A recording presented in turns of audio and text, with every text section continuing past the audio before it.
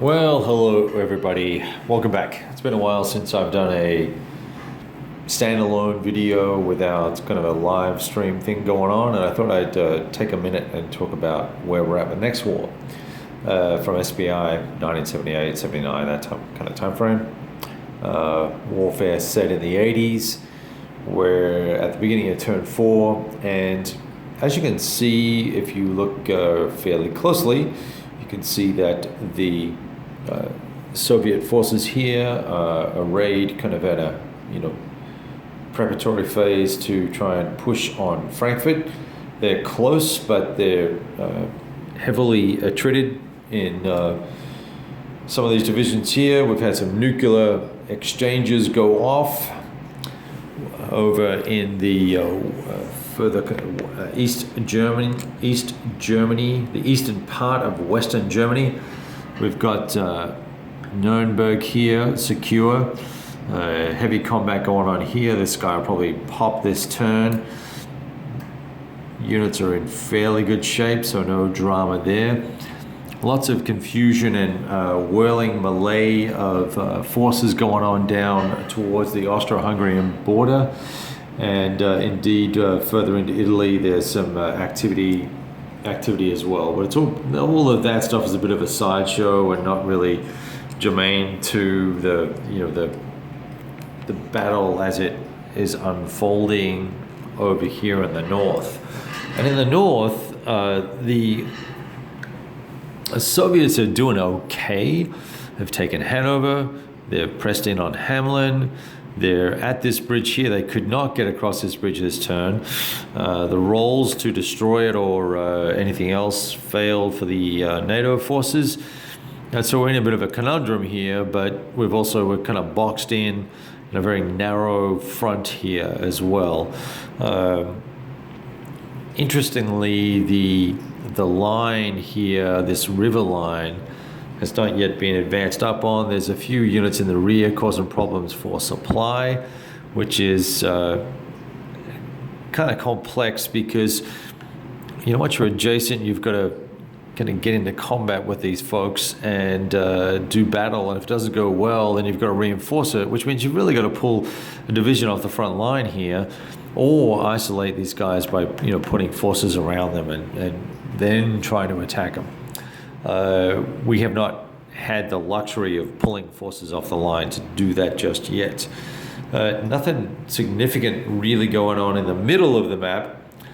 Here, as I said, everything is, there goes the heating. Everything's kind of focused on a push on Frankfurt, looking for the moral victory here, trying to break the will of the Americans to fight, but they have deftly done disengaging attacks here and then rotated fresh units into the fray and have kept a 2-hex buffer all around Frankfurt and gained air superiority in the central sector and actually got reinforcements and air reinforcements in this turn. So it's kind of grinding to if you listen to the pro-American view in the 80s, grinding to a predictable halt with some interesting activity over here with the French pulling in here and actually threatening here while we've got isolated units in the background threatening to cause problems for the supply lines here. So it's become very tenuous for the Soviet forces, and things really have not been this steamroller effect that you would read in the design notes or the preamble to the game, as it would be. Up here, Austria did collapse down in the south, but up here the Danes have held out. I think one more turn over here with the Danes will take the Danes out. That'll free up the air and the Marines to do their business and head down this way and potentially cause some trouble down here. But once again here, this river line right here around Bremen, it's almost impenetrable because you go and attack this unit and probably this unit, you get some sort of breakthrough result. guys can march through, but they're going to pay extra movement points. And once they get out of that set of zones of control, they have to stop. So they're going to have to stop, right here with this very weakened brigade, but nevertheless there's a brigade there, and they're likely not going to get through. Plus, Hamburg has 2 or 3 brigades hanging out in full supply, hunkered down, waiting for opportunity to block supply for these guys. So so there's that, right? And that has proven to be one of the biggest challenges here, is that the Americans and the NATO forces can simply shove a brigade in the face of a set of Soviet divisions, and with some air support, if they have it, they can force attacks to be made at 1-to-1, 2-to-1, 3-to-1, which is not what you want as the Soviets. You're not going to get enough die roll modifiers, and you're going to end up with either a contact result or a D result, in which case, okay, fine, the brigade is going to take 2-step losses. Or he can retreat. He'll likely retreat, but you get this very, very slow movement forward. If he chooses to take step losses, you've got to attack again, chew up more forces, remove. Let's say we did that here. We get rid of this guy, somehow get across this river, advance to here. Now I've got to attack this guy, and I've got to chew up another set of movement points to blow that dude out of the water. So my attack plan initially was not optimal.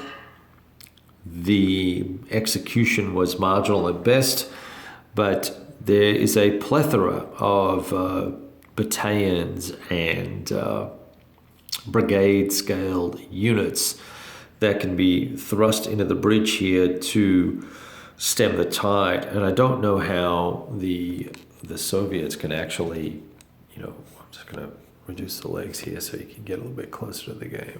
Sorry about the wonkiness. I don't know how the Soviets break through.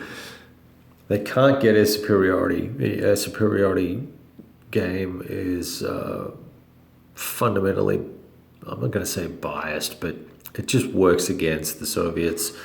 In the air superiority game, they may do okay in the AS level for a while, but anything that drops down into the intercept level is going to get just its ass handed to them. So it's a bit of a beatdown. Even at the AS level, there's a lot of good F4s and 104s and Mirages and Jags that are going to go to bat and take it to the Soviets. The Soviets had probably a 2-to-1, 3-to-1 loss ratio versus the NATO forces. So I'm sharing all that with you because I'm not sure if I'm going to play turn 4 yet. I've been away for a lot, just with Christmas and all that New Year's stuff. And I'm about to leave next Thursday in 4 or 5 days. I don't know I can get another turn done in that time frame. And I don't know that there's a lot of value in keeping on playing unless we get some fabulously lucky breaks here, and or the next round of nuclear warfare kind of crisps up some of these forces here. Now, I will say that the one thing I did not do in this game, and I didn't do very well at all, was use the cruise missile capabilities and the nuke capabilities early game to knock out airfields in their entirety. The way I read the rules, the earliest you could use nuke strikes was turn 3 because you've got to plan them out 3 turns in advance. So we're 3 turns into it. We've had our little bit of fun with the nukes. They were surprisingly ineffective. That may have been my allocation, but they were not well used by either side. So I'm a little a little confused about that, I guess. So there's definitely a cause to play turn 4, see what happens, but there's a strong feeling here that it's going to be a little bit more of the same, and I'm not sure we're going to get a lot of value out of it. All right, bone weary. I am going to leave it here. We'll noodle on what we'll do with this, and I might just move the table to one side, and we're going to set up for gameplay first weekend in Feb. What is it? Southern Front and Third World War with 2 or 3 guys. We're going to do that.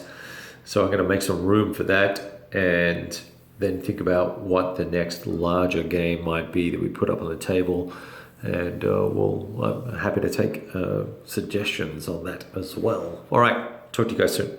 Hope you all have a fabulous week next week. Cheers.